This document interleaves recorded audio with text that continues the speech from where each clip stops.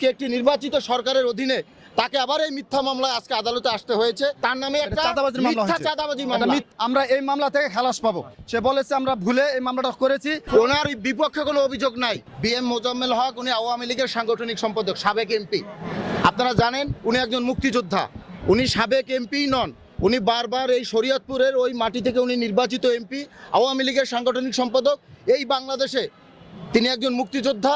তাদের যুদ্ধের বিনিময়ে আমরা এদেশ পেয়েছি, কিন্তু এই যুদ্ধ পরবর্তী 18 মাস পরবর্তী আজকে একটি নির্বাচিত সরকারের অধীনে তাকে আবার এই মিথ্যা মামলায় আজকে আদালতে আসতে হয়েছে।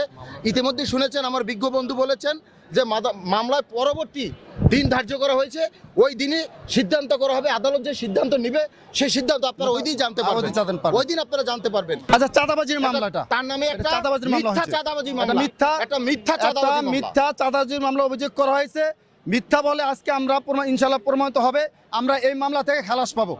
আশাবাদী সাক্ষী দিয়েছে, সে মামলাটা হয়তো বলেছে কোর্টে আছে যে কোনো ভুলক্রমে মামলাটা হয়েছে।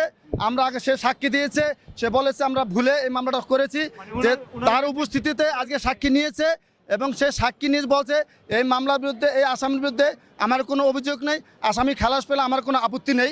এর জন্য বিজ্ঞ আদালত তার সাক্ষী শুনে, তার কথাবার্তা শুনে সামনে একটা ডেট দিয়েছে। ডেটটা আমরা এখনো পাই নাই। ওই তারিখে যে সিদ্ধান্ত নেবে আমরা দেখি ওই তারিখে আমরা কি হতো রায় পাবো না কি পাবো। আমরা আশাবাদী এই মামলা আমরা ন্যায় বিচার সাথে আমরা এই মামলা থেকে খালাস পাবো।